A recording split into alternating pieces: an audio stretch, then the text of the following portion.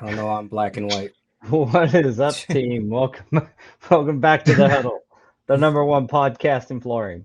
We're here every week to help you gain forward progress in your career. Simply put, me and the boys are here to help you win. To all our new viewers, welcome to the team. What's Going up, on, brother? fellas? That got started pretty funny right out I of the have no gate. idea. What are you all black and white for? Oh no, I'm not baby old school. Michael. Is it your camera? It just turned. So I opened up the settings to see what is going on, and I have no idea. Like, there's not even anything that It's a new says filter. to turn black and white. Well, to all our viewers here on the Huddle, we got There we 1930s go. Daniel. Oh, he's back to the 2026. Meh, meh, see, meh. Ma, I ma, don't know. say. I don't know what happened there. See, Oh, that's hilarious. All Yeah, right, we're back. well, and we're back. What's up, Jorge? first comment. That's what you should put All on here. right, first comment, Fred. Um, yeah, so today's topic is we've done this topic before, and it's always fun to kind of chat about, but it's also where a lot of nuggets lie, I think, and that is what can the flooring industry, or more applicably, what can we as individuals in the flooring industry learn from other trades Bam. and go back up to the industry level? What can our industry, the leaders, the organizations that guide policy and things in and the way our industry is, what can they learn from other trades? So that is today's topic. Want to give a quick shout out to Trade Tap and the VTI all live. Go get your profile started. We've added um, thousands of new quality Thousands. flooring loving profiles to the network here recently, and got a great opportunity to expand into another market outside the U.S. that I'll talk about at a later date. But it's pretty cool to watch how other people get excited about installers coming together in a community and what can happen when that happens. And that's what we're asking you to do with the VTI. If you're not a member or you don't have a live profile on there, let's get it going, guys. Just waiting for. Also, we talk about getting involved in the industry all the time. One simple, really easy way is what's on your screen right now. Go get your profile, get it started, and then we're going to be keeping an eye out on all of our social media channels for TradeTap. That's where we're sharing all the new developments and ways that you can leverage your VTI to make yourself better opportunities as well as win more work. Um, thank you. We got these guys in our private chat. I tell you what, Jose, sometimes he just knocks me right off the guardrails here. But Sorry. get yourself a VTI. But another way, and a simple way, is to go check out Pro Installer Magazine. Those guys over there, they really put a lot of effort into making the magazine um, resonate with installers. Also, if you have any topics or things that you'd like us to write about in Pro Installer, let us know, and we'll get with those guys and see about getting an article written addressing whatever concerns or opportunities you see in the flooring industry. Right. Unless you're one of the pros and want to talk about it, I'm sure they want to have you write the article too. Yeah, hey man, we can get you in touch with the right people to write an article yourself, and that is generally a pretty good experience and an awesome opportunity. So yeah, go check out Pro Installer. It's a good magazine. It used to be at all the distributors. Now I'm not sure if they still do print or if They it's still all do for only us. digital, but get your digital copy. I always see it at distributors, warehouses, and such. So one way or another, get yourself over to Pro Installer and check that out. All right. Just getting a few housekeeping items here done, and I think we're there. I think we got some people on now too. All right. Well, welcome, everybody. Let's see, catch up on some comments, everyone. Thank you all for taking the time to share with us. You are welcome, Romero. Romero. I said Oh, Romeo. I think you're probably a Romeo too, but yeah, Jorge, he was stuck in the 50s. Denise, great magazine. I agree. then Nick, not many people doing a podcast for flooring, and I think there's actually more and more popping up. So, I mean, it's definitely something that's been needed, right? That's why we've been doing this for the past, what, 4 years now? Something like About that. 4 years. No way. Thanks for So joining us, Nick. We yeah, so appreciate it. We are we're located in two different areas, one in Kansas, one in Michigan. The boys are up in Michigan. This boy is down in Kansas, Wichita specifically, Grand Rapids specifically for those gentlemen.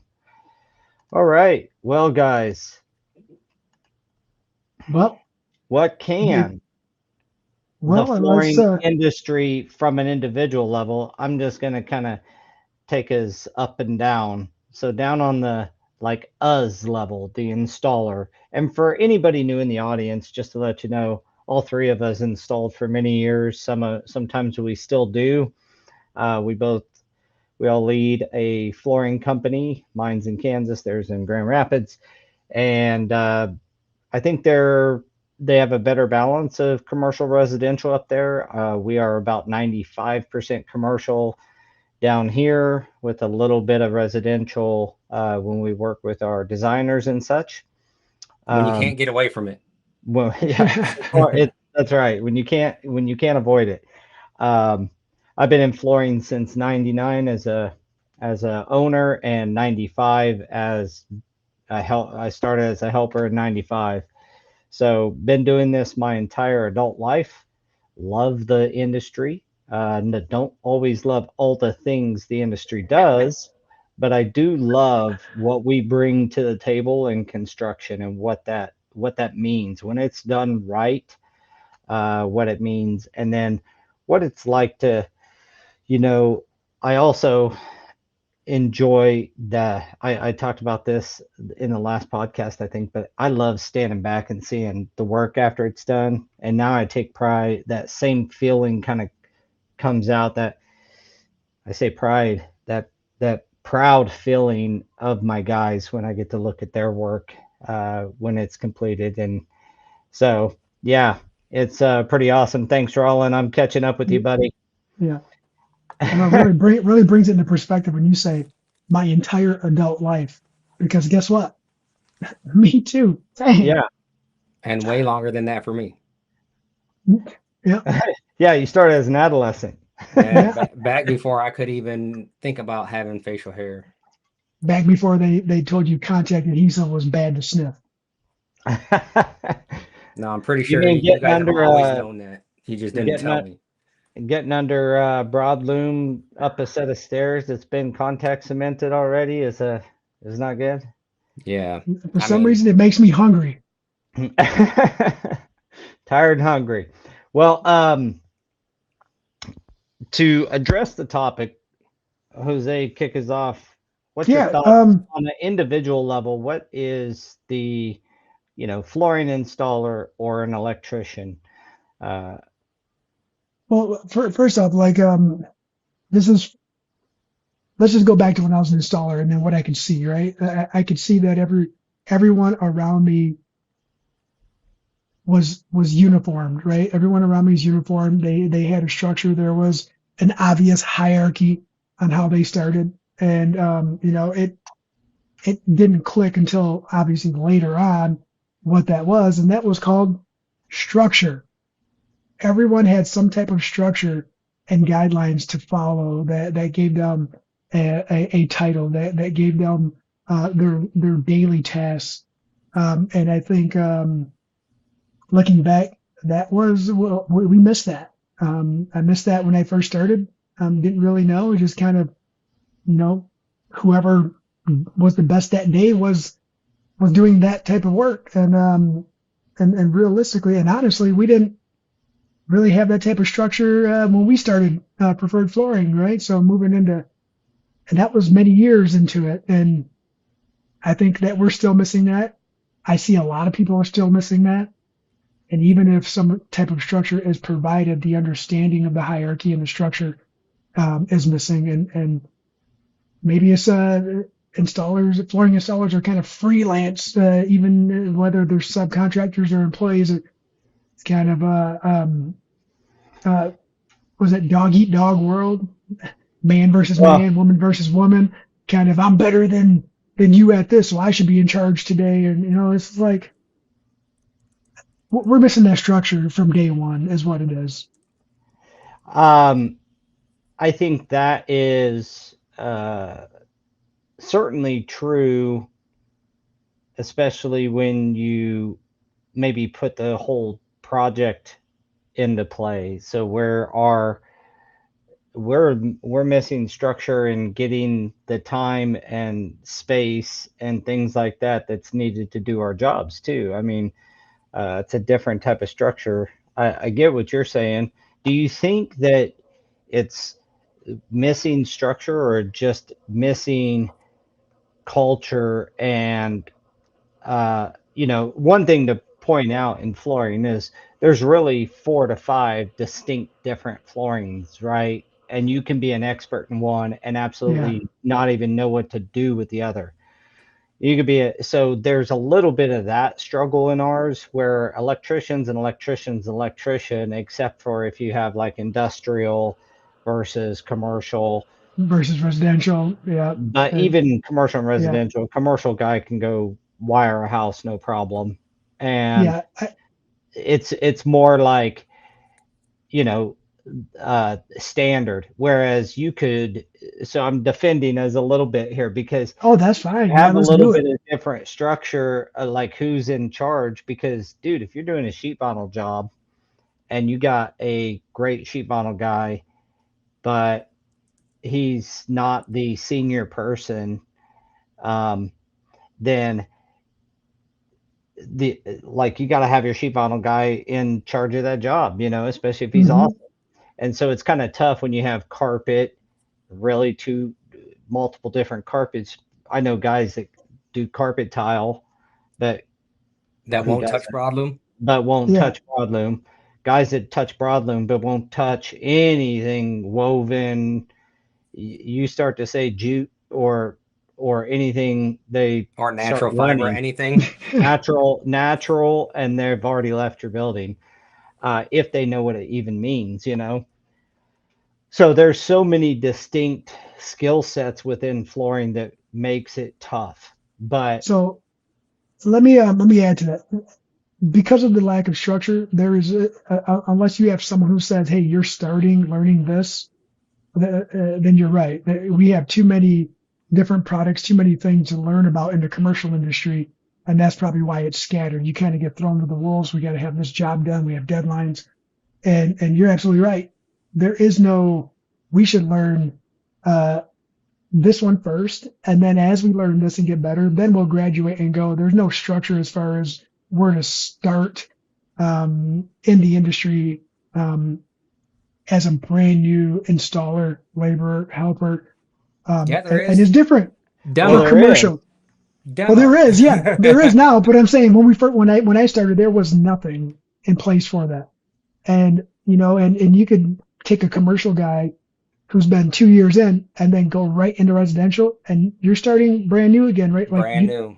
you don't know where you're at, right? You know basics of I got to get the floor done, and this is carpet, fuzzy side up, And I but gotta you seal. You may understand you gotta seal the seam, right? yeah, But the processes maybe, of putting those two together, putting the yeah, seam together, cutting the seam, all that stuff. It's like two separate, almost like two totally different skill sets. yeah, I do think there's a little bit of, if with some new structure that has come out in the industry, there are some ways to like take it. I accidentally kind of took a decent path. I think I learned broadloom, you know, and then I ended up learning how to do VCT, and that's back in the day. That dates me. That's when VCT ruled the world, long before LVT was around. I mean, it was around, but just very sparingly. Um, and then I moved into sheet vinyl, and I thought that was a pretty good progression because I could do carpet tile because just another modular product when it really started gaining steam. I mean, I did carpet tile back in the 90s when with Milliken and I think Interface, Collins and Aikman, a few of the brands that Hmm. actually had carpet tile back then.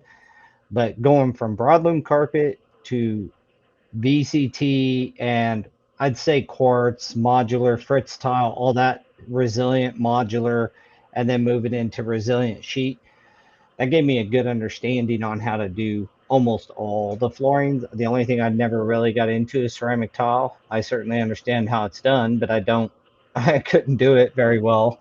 Um, so having some type of progression or some type of like, hey, that would be nifty if the industry would say, you know what? If you're new to flooring, start with carpet, broadloom carpet, then go to, you know, modular resilient. And it kind of is that way, but I know plenty of guys that will do like carpet tile and LVP. They don't want broadloom.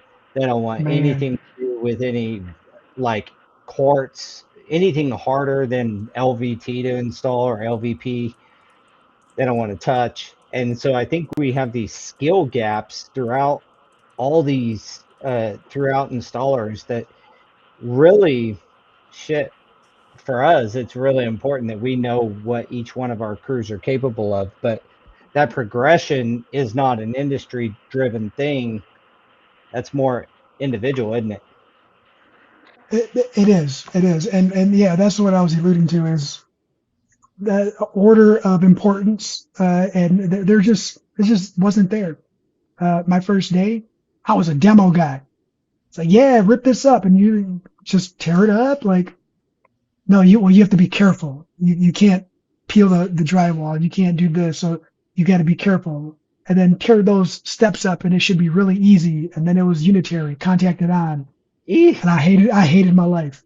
I was like, what am I doing? Why am I here? But you go into that, and I did start with broadloom and a mix of broadloom and carpet tile, then resilient sheet vinyl, right?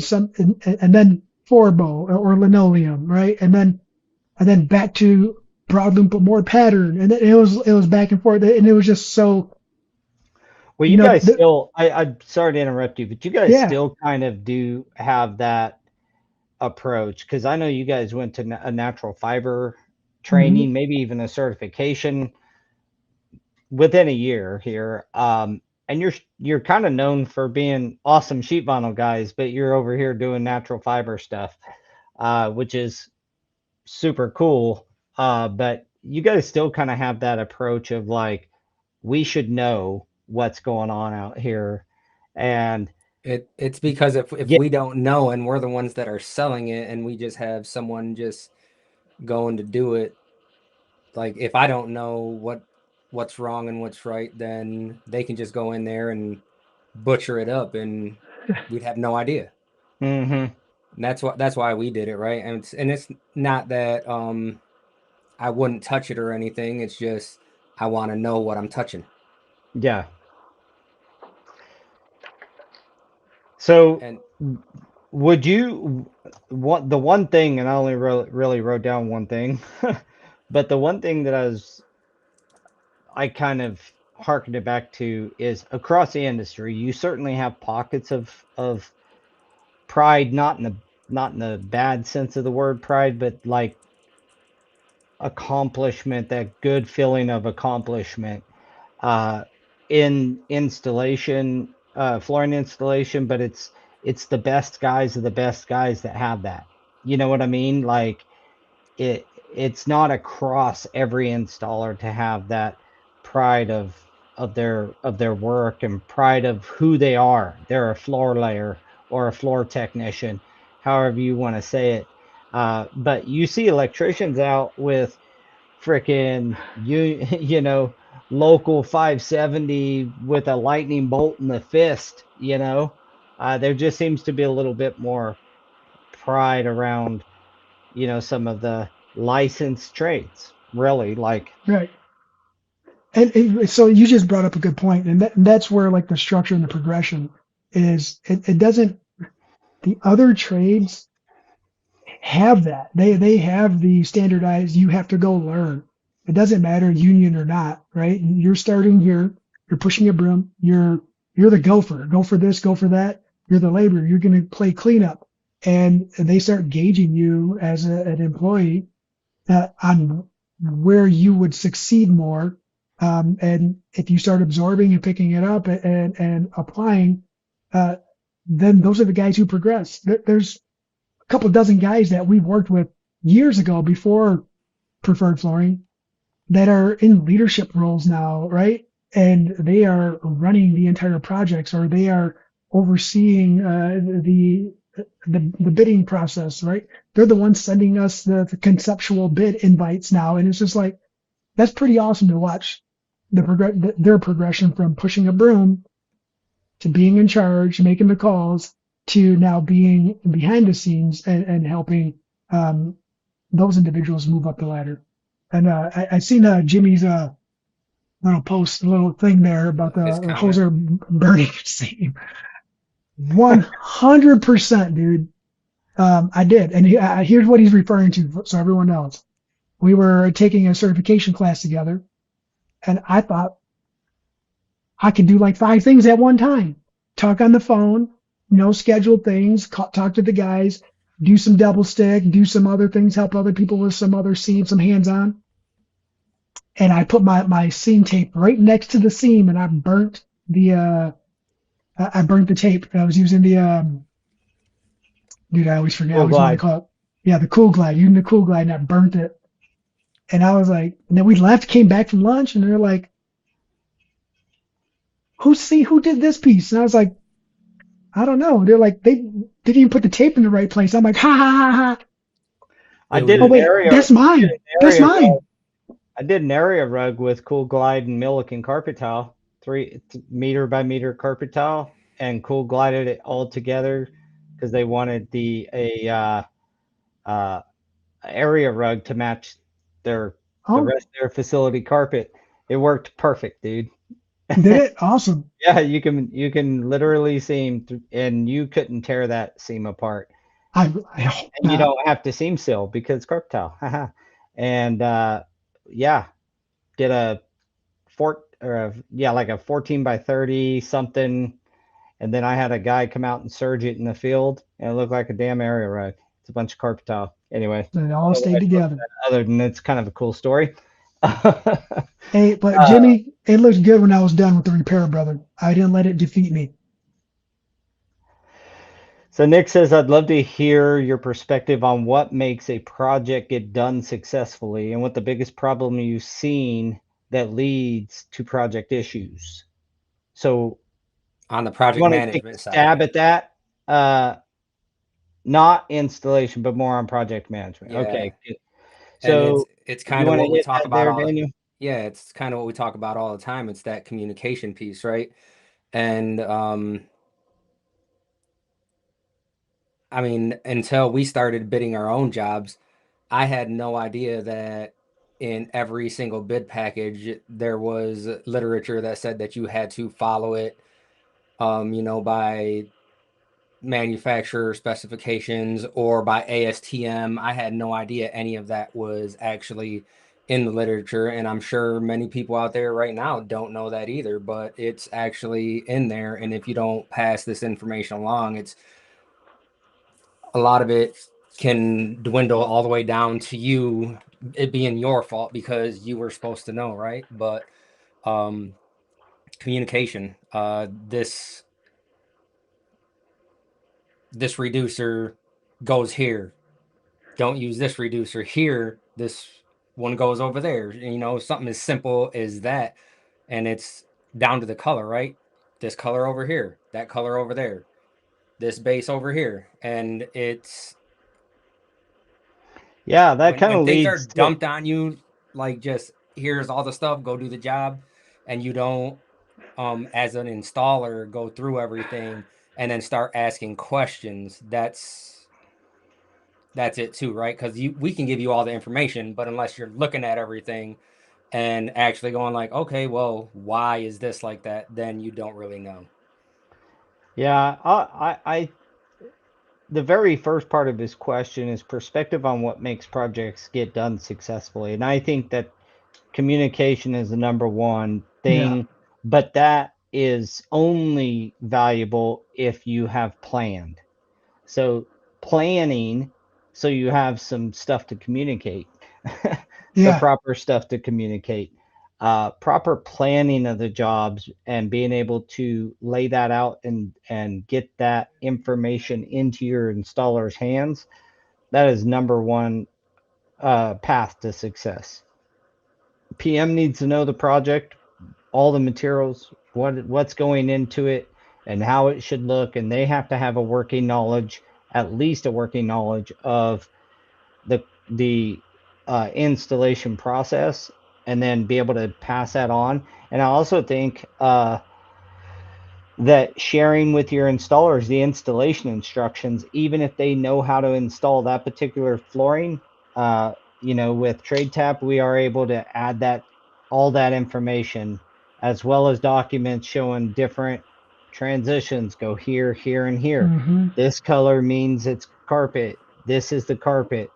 This color means it's LVT. This is the LVT. It runs this direction. It's a random install. All of that information, if you can get your plan together for your project, and then as a PM, get that information over to your installer, and then encourage open dialogue between the two of you. Don't have Make sure that it's comfortable for them to contact the PM so that if they have a problem, they contact you. So I believe it's planning with that communication Daniel was talking about. And And so, either one of them could be done without the other, and it's not very good. But them two done together really, really is the magic sauce. so what you just explained, and the first time I ever came across that is when I started sitting down in meetings with the companies we were doing work for. I was in the kickoff meeting. I was showing up and sitting down with the general contractors and having those discussions, even if I wasn't part of the discussion at that moment or part of that plan. um, Being invited to sit at the table for these progress meetings was very valuable, right? Like now I understood how much planning went into a single project, even if my portion was a very small part. All that planning that went into it, like from groundbreaking, if it was brand new, or a remodel and renovation, and hearing all the moving parts and pieces, having the discussion so that way they understood this is when I need to be in here, but I need to be out of your way so you can do this, right? And putting those pieces together and or refining the schedule so that way it complemented everyone's progression. And that's where what we can learn from the other trades, even if it's just our part. And that was a long time ago, a very long time ago, but it was the first realization that we don't sit down and we don't talk like that. We don't have those discussions on what's coming up. The schedule is the schedule, and I'm receiving my paper for some projects today, and I'm starting today. I wasn't part of any of that conversation prior to, and I don't know the condition of the project or the job site. Yeah, Um, that's really getting into where some GCs fail, that and to include and to yeah, consider your scope of work as part of the construction process. I do want to bring up that Rollin, his comment is kind of maybe the jet fuel to the two things that Daniel and I talked about, and that's respect for one another. Once you have those other two things in line, if you respect your installer and the installer respects his PM, so when communication is given, they both respect that communication. Um, that's maybe the jet fuel that really makes a project go off. So thanks for that comment, Roland. I think that's Right. valuable. And kind of piggybacking off of what he was saying about going to the meetings and stuff. And I've been in, numerous meetings where the project manager will be in there, and then they'll bring in, the lead installer or a couple guys that are running the project. And, every time they ask that trade a question, the PM always just goes like this and looks at those guys to answer. And in the flooring, because this was something that we were helping on, labor only, like with us, the project manager would start talking, right? And then he'd be promising the world. And then they'd look at me and they'd be like, Daniel, what do you think about that? And I'm like, ain't gonna happen. Like, Yep. like, you You want the know, truth? That is not gonna happen. it is kind of funny how when you sit in job meetings, and I've sat in hundreds and hundreds of them, Yeah. um, how you may have a PM with another firm, say fireproofing and caulking or you know, whatever. Uh, and when a technical question is asked, his ass doesn't say nothing. He looks over to his foreman, and his Yep. foreman answers. And then when it's more like a schedule or when are materials or when's my change order going to get here, you know, or an ASI reviewed or something, then the PM, it's like the PMs know their lanes better in those cases. But part of that is this subcontracting world. Who's the foreman on the job, right? A lot of places just send their sub, and their sub goes, and it's a lead guy that kind of acts like he's a foreman. Or like what we like to do, we can't do it every time, but what we prefer to do is have at least one hourly crew, even if it's just two guys doing work, and the head mechanic there is our foreman on the job, a working foreman, and then he, distills the information down to the subs. That's how we like to do it. It just isn't possible on every project, but yeah, it's and I agree, Nick. It is. I don't think hardly anybody that hasn't had to put a project plan together realizes how much planning and documentation goes into getting a job done in flooring, because you're fighting for space, conditions, sequencing, all Well, this. not only that, just the submittals themselves, right? It's like Yeah. I was working with an architect where they wanted to know every single thing. Like if it was coming out of the van, they wanted to know everything about it. And then I had a tile guy on this job, and he's like, "Hey, I'm probably gonna run out of thin set." Granted, he was gonna run out of thin set because I seen buckets and buckets wasted, right? Because that's just a tile guy thing to do because I've seen it not just Well, on our projects, tile right? guys don't do that, but But he was like, I have some of this in my truck. Can I just use this? And I'm like, no, I got to get you a bag of this stuff because if they come in and something goes wrong and they test this little bit and they're like, yeah, this isn't our stuff, then that's my fault. Yep. You just bought it. yep. And a lot of times that's, it's literally in the specification. You got to do that. You got to use that product. A lot of your car dealerships, and I have a few other jobs here recently, even that, we don't use custom hardly ever, but their Megalite mortar is awesome, and it gets specified pretty often in car dealerships and such. And we do a fair amount of car dealerships, and that's just one instance. I wouldn't let a piece of base get put on unless it's with that product. So there is a lot of planning and moving, and that's why it's so important to plan. The more planning is needed, the more, obviously, more important the planning process actually is. So I wanted to harken back real quick to something Jose said here. He says, in a perfect world, flooring would receive the same level of respect and importance as other trades like HVAC, plumbing, and electrical. I brought this up to a GC once, and they were like, well, all those guys have to get done for you guys to be able to do your job. So insu facto, or however Mm, you say it, mm, mm, mm. you are very important. The only reason we're doing this in such a fast manner and really pressuring those guys is to give you the site conditions you require. I'm like, all right, well, we'll see if you give us the space required to get our job Right. done. Oh, I That's got the something to next step. combat that. Yeah. But I think he's talking more like when we walk on the job, we don't have the level of respect that these other trades do. Well, I think at the end of the day, that is coming. Um, Look, I try not to just self promote the VTI all the time, but if you have a badge of VTI badge and you share that and it comes across as a master installer, you're going to get the respect. The problem is, as I see it, or at least one of the problems, is that they don't know if you're really awesome or you're going to be like that other guy on their last job that screwed up the whole area and they had to redo it. I mean, it's just when our quality across the industry takes a step up and we get really consistent as an industry, I think that respect will come along.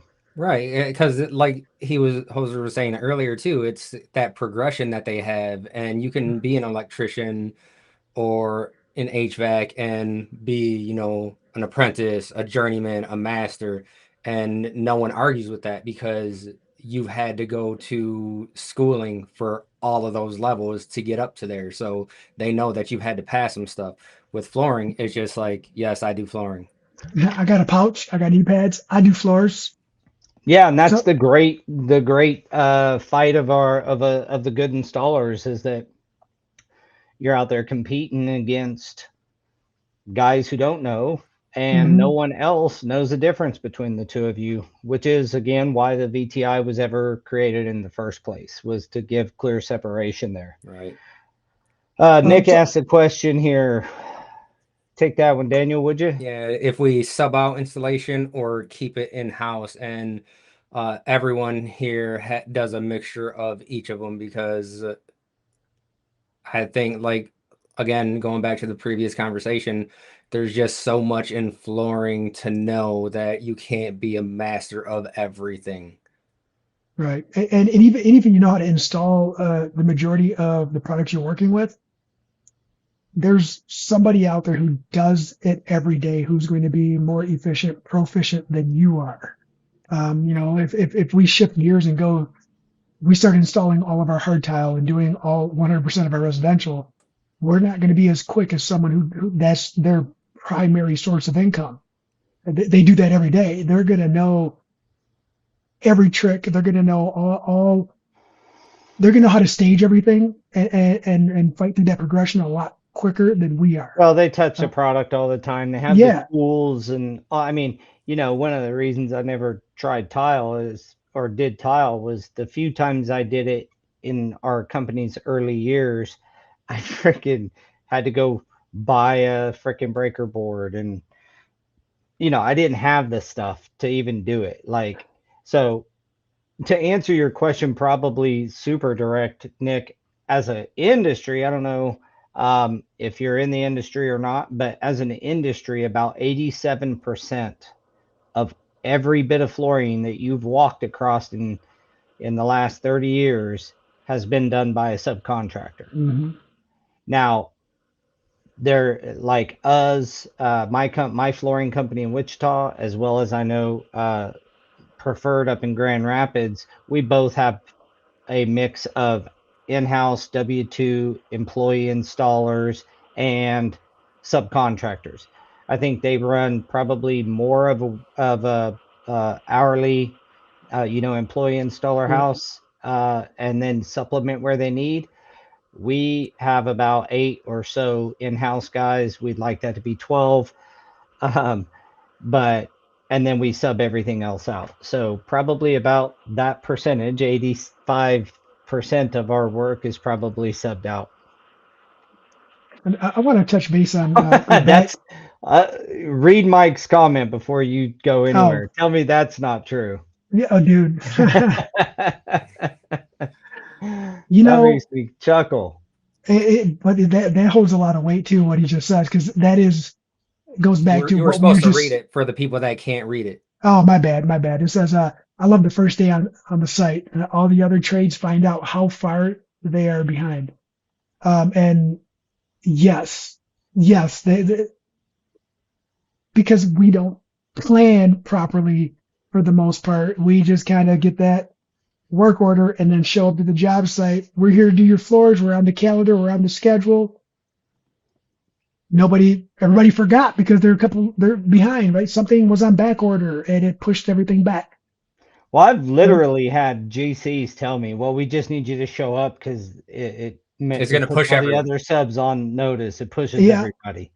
um, yes, that happens a lot. Like, but can you start in that corner over there where it doesn't make any sense for you to start, but they'll know you're here? And Yeah. yeah, they use us to be the bad guy, not understanding we need everyone to be on our side so we can get that real estate that we need to get some progress done. Um, but yeah, making friends is what it's all about. And it might, uh, but what I was going to do is go back to about the viewed as the other trades, the HVAC, the plumbing. And I wrote a couple things down too. It's in order to be viewed that way, we have to carry ourselves that way too, right? It's not all about just respect me because I'm demanding respect. I'm a tradesman. They invest in their appearance. They invest into they have poise. Um, they they exude professionalism, right? They have to carry themselves at a certain level of professionalism, depending on what title they carry. And we as flooring installers have to understand, especially in the commercial world, we are the last defense for all the other trades too. And we have to make sure they know that. If we don't do a good job and they start picking our work apart, they're going to start picking everybody else's work apart, from the finished products through. Oh, look at that base. That looks like crap. Well, yeah, but look at right here. The paint looks like crap. Oh, well, look at this. Why is that? That's not in the right spot. Why is I that don't know. sconce I there? kind of like when I walk into a job and there's blue tape all over the walls. I'm like, they're really paying attention to that paint. They ain't looking at my Man. stuff too close. Well, yeah, yin and yang, right? Like that's we did a bang up job. There's no blue tape. Um, I hate it when you go to a project and it looks like someone's trying to repair everything with the blue tape, and you start looking at things like take your finger and smudge it off the floor, like, well, that's a footprint, brother. Like that's a footprint. Got to clean. Yeah. Or it's always on a I, punch list, but they came and drilled 24 holes through your hard tile in the wrong spot, but it's a punch list. yeah, the punch list thing drives me nuts. I just got pictures before the podcast today on a job site that said, well, you got thin set and glue all over the storefronts. That's on the punch list. And I'm like, doesn't sound like us, but come to find out it was a vestibule where they tore out the recessed floor and then we poured back self leveler and put carpet in, but it doesn't meet to the where the old recess went to. And we couldn't. You got a door, a, an actual door we have to go to, and we didn't. And it's not got anything to do, Mr. PM, with our product, but it got on our punch list. Anyway, back on to the good stuff here. I wanted to point something out. Um, Roland kind of mentioned, and you touched on it, Jose, that you get the respect on an individual level. Roland, I agree with you. Respect is kind of commanded in a lot of ways. You walk on expecting things, not with an arrogant Mhm. expectation, but a teachable expectation. Like, well, this stuff has to move. Get all this out of here. We're running the floor this way, so I can't have you. I got to get everything out of here that way, and doing your moisture tests and carrying yourself like a professional, like Jose said, and you will get that individual respect. I think what Nick, if I remember right, was the one that asked about that. It could have been another commenter, but if you're talking about industry respect, though, that's where not just you walking on as an individual, because you're right, we find ways to work with other trades. Jose and Daniel have talked about it before, about getting the guy to move your stuff in on the lull, give them a six pack of beer, whatever. I mean, you work with other trades pretty well. But on the overall schedule side of things, the respect is, I think, from an industry, like them respecting our industry, is like when they try to force you into getting into doing that little corner of a 50,000-foot building and starting over there because that's the only space they have. And they are demanding that you're there, and they're demanding and putting in writing that they're ready. And that's this legal posturing that general contractors do a lot, is all legal posturing and risk management stuff. And that's the hardest part to overcome, really, is that thing. If you've ever if you do the big commercial jobs, you have ran across this where you get on the job site and they're like, well, none of this is ready, but you can do like the 3 break rooms of LVP. And I'm like, dude, your job's 3 hours away from our home office. And you want me to come out and do 600 foot of LVP? We'll be done in half a day. What are we going to do after that? Right. Well, you'll have to come back. So it's not respecting that we have a process we have to follow, not respecting that we have parameters. I think it's because so much flooring GCs have witnessed so much flooring get put down because the guy didn't care. He didn't care about the site conditions. He didn't care. He just, that's where he was supposed to start. He It's not on his work order. That's right. I mean, he just does it, right? Well, then they come across somebody like me that's like, well, your humidity's high, and your building's not enclosed. This product specifically states in its manufacturer's specs and installation instructions that the entire building envelope has to be closed in, and your HVAC has to be up and running, not temp HVAC. Controlled conditions means you can actually control the conditions. And so they get these Mhm. different personalities, and I act like it's the end of the world if you don't do it the right way. And this other guy just did it, and it seemed like everything worked out. The job went fine, kind of thing. It doesn't always go fine, first off, and secondly is there's a right way to do it, and we should do it the right way. So if you're one of them installers that have went out there and done that, don't do that again. Yeah, don't do that. That. Go ahead, Daniel. You just pop that up. Oh, Nick just says coordinating with the builder or PM on site readiness is the first step, but also just as important, if not more, is making sure the installers have everything they need to minimize questions and fires to be put out that may delay flooring or tile work. Great statement. Yep. Yeah. So that reminds me too, and kind of what you said, kind of tying that together is early on in a couple of relationships, people didn't know if they wanted to work with us, right? Because they're like, dude, you're asking for so much. I'm like, no, I'm not.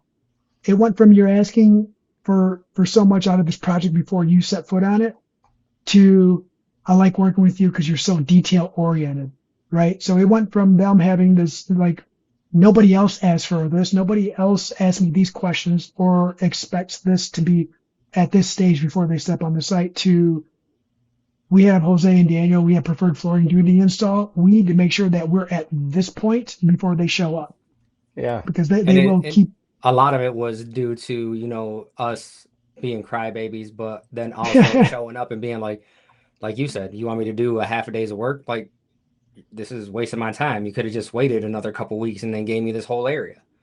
Well, Yeah, and and this ties right into Jose's um, comment here is like, who, if you don't talk about who cleans up the drywall mud, we don't just do it. When they say, well, you got to sand the floor, I'm like, yeah, we got to sand the floor, not through a 1/4 inch or a 1/2 inch drywall mud to get to the floor.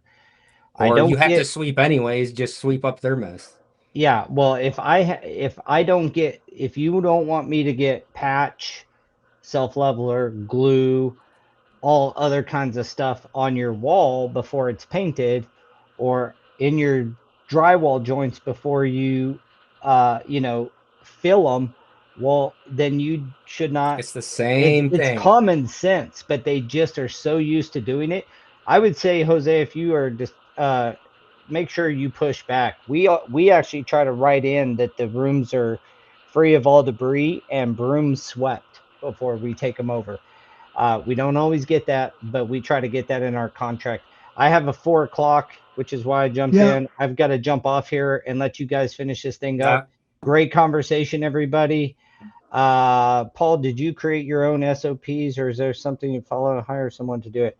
I The School of Hard Knocks did, and I'm willing to share them if you want to email me all of our SOPs and processes, procedures on many different things.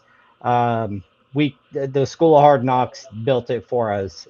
We had to do it at one point for different things. As we grew, we realized that we can't have tribal knowledge that is just up here in our head, in an individual's head. We have to have it in writing as a process or as a standard operating procedure, hmm so that those things happen all the time, regardless of whether I'm the PM or someone else. So with that, everybody, I love you guys. Thanks for all the comments. get It's out of been here, brother. awesome today. You guys have a great rest of the podcast. Appreciate y'all. Take it easy, bro. Bye.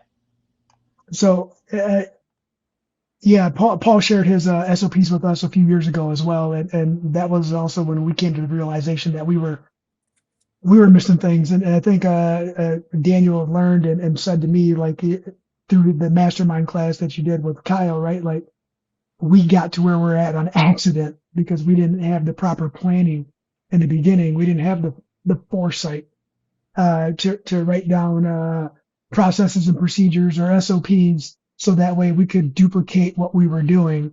And that's the importance of that as well, you guys being able to duplicate it. And that's where we fall short and why we look scattered as an industry on job sites sometimes, because even for the basic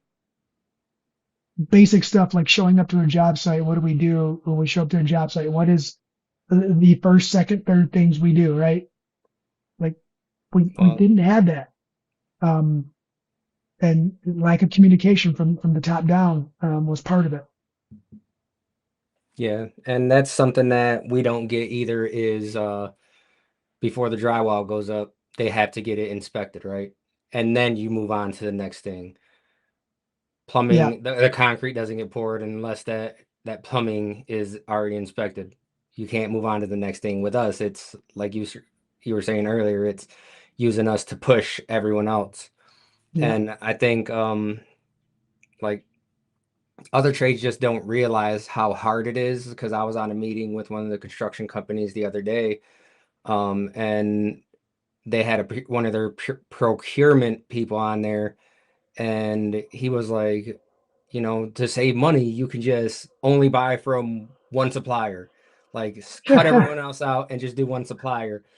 And then they looked at my name and they were like, oh, but flooring is kind of hard. And I was like, yeah, I can't just go in and be like, hey guys, we're not going to use what you want to use. We're just going to use whatever I say we're going to use. I said, that don't fly. No, and that's them not understanding either, right? So And that's the thing, right? When we had Jordan on, an electrician, and we talked to him, and he's like, yeah, I use this company or this company to get all my wire and conduit and stuff from, and that's it. So that puts him in a better spot to make a better margin because he buys so much from one. And it just, with flooring, it's like you don't, at some point you don't have a choice, especially in the commercial world, when architects and designers are picking everything, and then you can try and value engineer it, but it's not always that easy.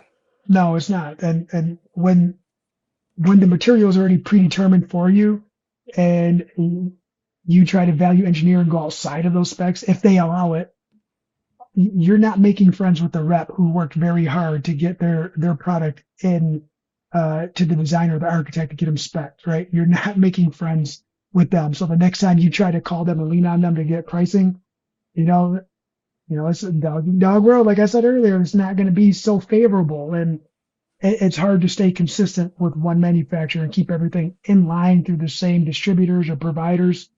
It's it's it's not always fun to track everything down and create a system that is going to be protected by a warranty or within ASTM or manufacturer standards when you got to pull from so many different resources to get to one finish line.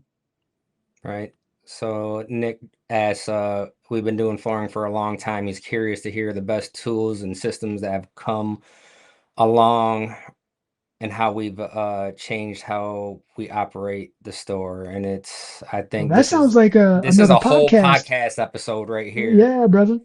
Um, Um, yeah, that's the evolution, like our evolution has been, let's just say uh, we started with Ryobi, we have Milwaukee now, right? Like and we're that's gonna the thing, evolve. right? Everything, like, since we're all with the different verticals that we have in the industry, it's hard just to say one thing, right? I can say with sheet vinyl, it was one thing, and then with carpet, it was another.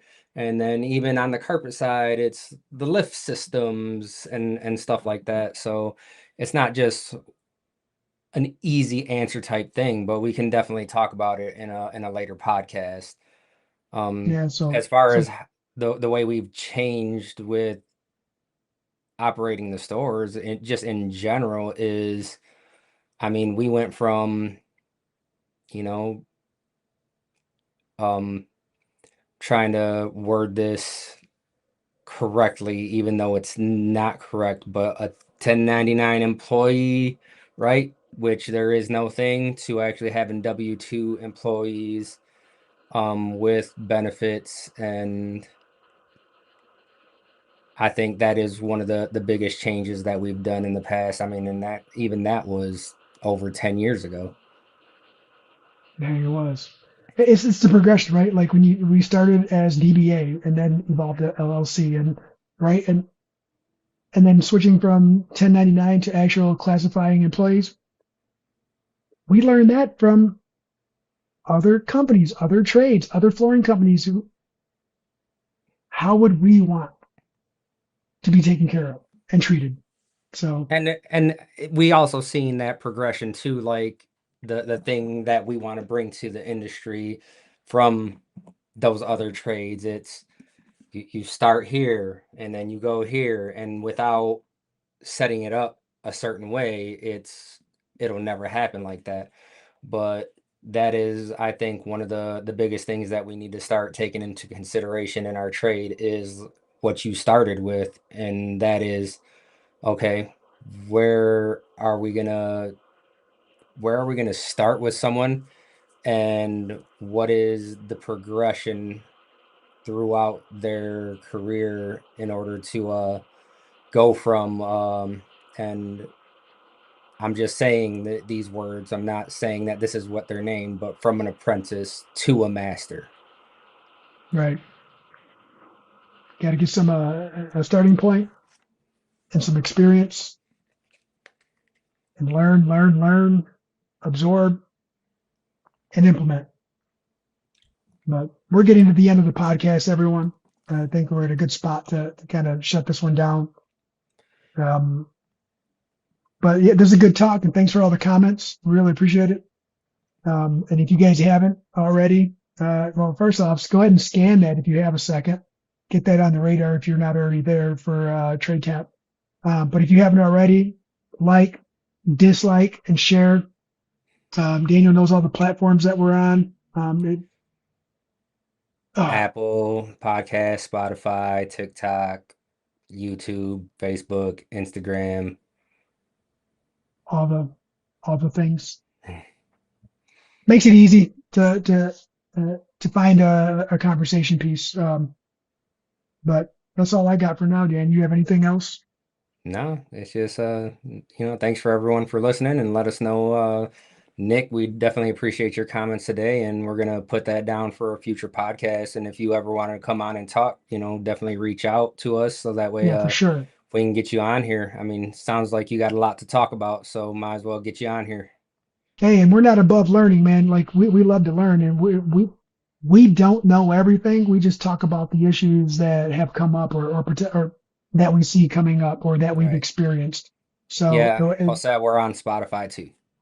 anytime that we get someone on the podcast where we can, have some banter and some back and forth and learn, we love those opportunities, guys.